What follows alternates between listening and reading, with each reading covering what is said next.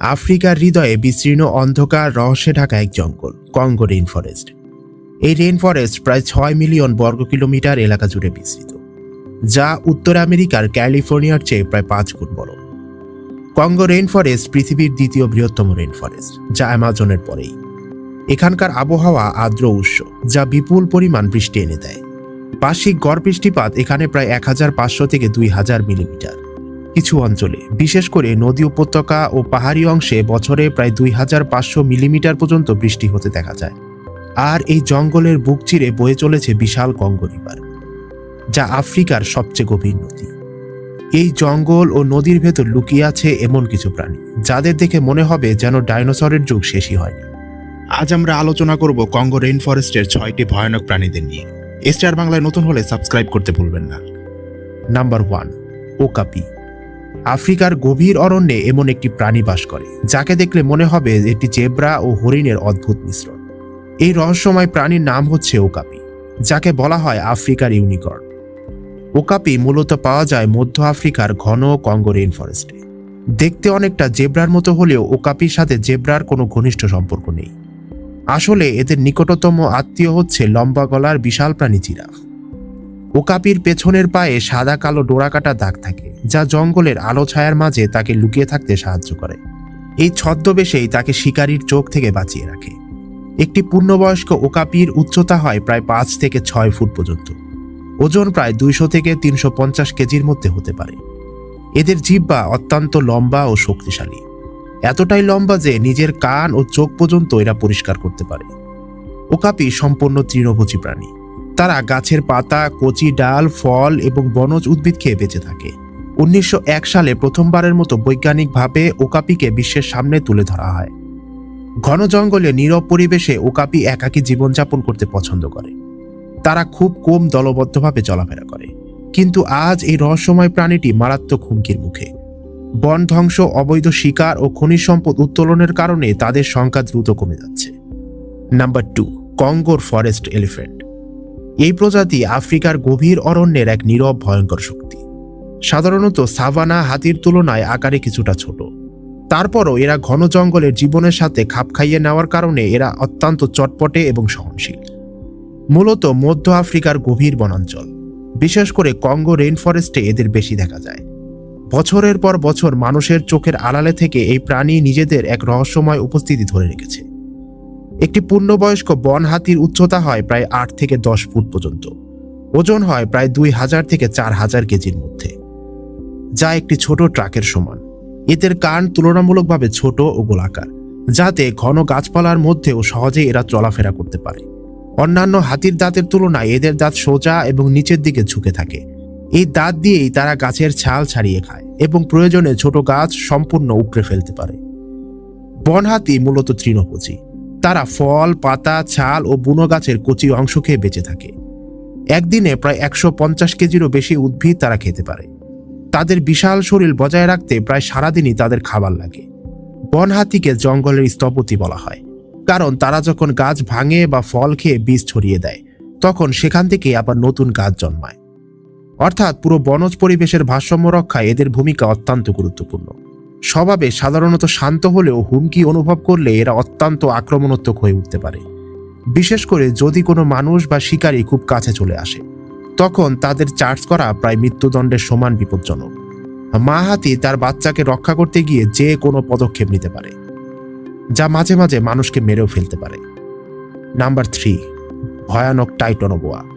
প্রায় 6 কোটি বছর আগে ডাইনোসর বিলুপ্ত হওয়ার পরের যুগে পৃথিবী জলাভূমি ও জঙ্গলে রাজত্ব করত এক ভয়ঙ্কর সাপ, যার নাম হচ্ছে টাইটনোবোয়া। এর দৈর্ঘ্য ছিল প্রায় 40 থেকে 45 ফুট আর ওজন 1 টনেরও কাছাকাছি, অর্থাৎ একটি বাসের সমান লম্বা এবং একটি ছোট গাড়ির সমান ভারী। এই সাপ ছিল পৃথিবীর সবচেয়ে বড় সাপ। 2009 সালে দক্ষিণ আমেরিকার কয়লা খনিতে এর জীবাশ্ম আবিষ্কৃত হয়, যা প্রমাণ করে একসময় এটি সত্যিই পৃথিবীতে ছিল। তবে টাইটনোবোয়া ছিল বিষহীন, কিন্তু তার বিশাল পেশি শক্তি দিয়ে শিকারকে সহজেই পেঁচিয়ে হাড় চূর্ণ বিচূর্ণ করে ফেলতে পারত। বড় কুমির পর্যন্ত ছিল তার খাদ্য তালিকায়। তবে রহস্য এখানেই শেষ নয়। আফ্রিকার ঘন জঙ্গল, বিশেষ করে কঙ্গো রেইন ফরেস্ট নিয়ে বহু কিংবদন্তি প্রচলিত আছে। স্থানীয় অনেক মানুষ দাবি করে জঙ্গলের গভীরে এখনো নাকি বিশালাকার অজানা সাপের অস্তিত্ব রয়েছে। সবচেয়ে আলোচিত একটি গল্প হচ্ছে এক পাইলটের দেখা অদ্ভুত দৃশ্য। কথিত আছে 1950-এর দশকে বেলজিয়াম বাহিনীর এক পাইলট কঙ্গোর আকাশ দিয়ে উড়ে যাওয়ার সময় নিচে নদীর তীরে অস্বাভাবিক লম্বা ও মোটা একটি সাপ দেখতে পান। তিনি দাবি করেন সাপটির দৈর্ঘ্য ছিল প্রায় 50 ফুটের কাছাকাছি। বিমানটি নিচু করে উড়িয়ে তিনি স্পষ্টভাবে সাপটিকে দেখতে পান। পরে তিনি একটি ছবি তোলেন এবং বাইরের পৃথিবীকে জানান। যদিও এই ঘটনার কোনো বৈজ্ঞানিক প্রমাণ নেই, তবুও এই গল্প আজও রহস্যপ্রেমীদের কল্পনায় আগুন জ্বালিয়ে রেখেছে। তার তোলা সেই ছবিটি দেখে অনেকেই বিশ্বাস করত হয়তো টাইটানোবোয়ার মতো কোনো একটি প্রজাতি আজও এখানে রয়েছে। হয়তো কঙ্গো রেইন ফরেস্টের গভীর অন্ধকার ও অনাবিষ্কৃত জঙ্গলে এখনো লুকিয়ে আছে সে বিশাল কোনো সরীসৃপ। বিজ্ঞানীরা অবশ্য বলেছেন এত বড় সাপ বর্তমান জলবায়ুতে টিকে থাকা প্রায় অসম্ভব। তবুও প্রশ্ন থেকেই যায়, তাহলে কি এই ছবিটি মিথ্যে? পৃথিবীর সব জঙ্গল কি আমরা পুরোপুরি অন্বেষণ করেছি, নাকি অন্ধকারের আড়ালে এখনো লুকিয়ে আছে কোনো প্রাগৈতিহাসিক ছায়া? নাম্বার 4, কঙ্গো নদীর হিপোপটেমাস। শান্ত জলের আড়ালে লুকিয়ে থাকা এক ভয়ঙ্কর শক্তি। আফ্রিকার নদী ও হ্রদের জলে অর্ধেক ডুবে থাকা বিশাল এক প্রাণীটিকে দেখলে সহজেই মনে হয় নিরীহ, কিন্তু বাস্তবে হিপোপটেমাস আফ্রিকার সবচেয়ে বিপজ্জনক স্থল প্রাণীদের একটি। বলা বাহুল্য আফ্রিকার সবচেয়ে বেশি মানুষ প্রাণ হারায় এই হিপোর আক্রমণে। বিশেষ করে কঙ্গো রিভার ও এর আশেপাশের জলাভূমিতে এদের উপস্থিতি অত্যন্ত সাধারণ।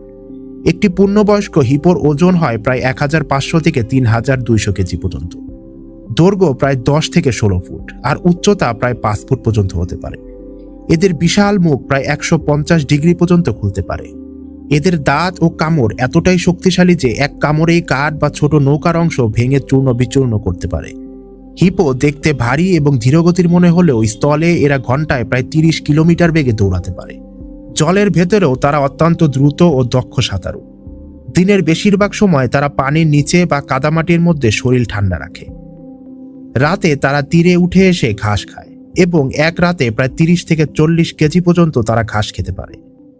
স্বভাবে হিপো অত্যন্ত এলাকা সচেতন।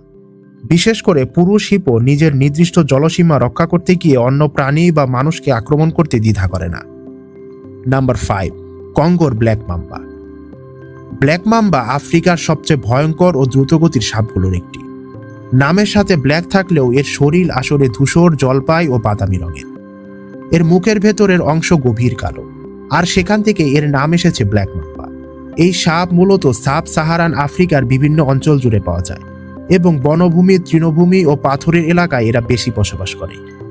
দৈর্ঘ্য সাধারণত 8 থেকে 14 ফুট পর্যন্ত এরা হতে পারে, তবে কিছু কিছু ক্ষেত্রে প্রায় 16 ফুটের লম্বা সাপও দেখা যায়। এটি পৃথিবীর দীর্ঘতম বিষাক্ত সাপগুলোর একটি।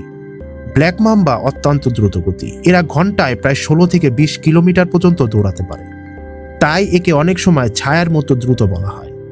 এদের বিষ অত্যন্ত শক্তিশালী নিউরোটক্সিক। একবার কামড়ালে বিষ স্নায়ুতন্ত্রে আঘাত করে, শ্বাস প্রশ্বাসের পেশি প্যারালাইসিস করে দেয়। চিকিৎসা না পেলে কয়েক মিনিটের মধ্যে মৃত্যু অবধারিত। আরও ভয়ঙ্কর ব্যাপার হচ্ছে এই সাপ একবারে অনেকগুলি কামড় দেয় এবং প্রতিটি কামড়ে যথেষ্ট পরিমাণ বিষ ঢুকিয়ে দিতে পারে, যা একাধিক মানুষের জীবন নেওয়ার জন্য যথেষ্ট। তবে ব্ল্যাক মাম্বা অকারণে কাউকে আক্রমণ করে না।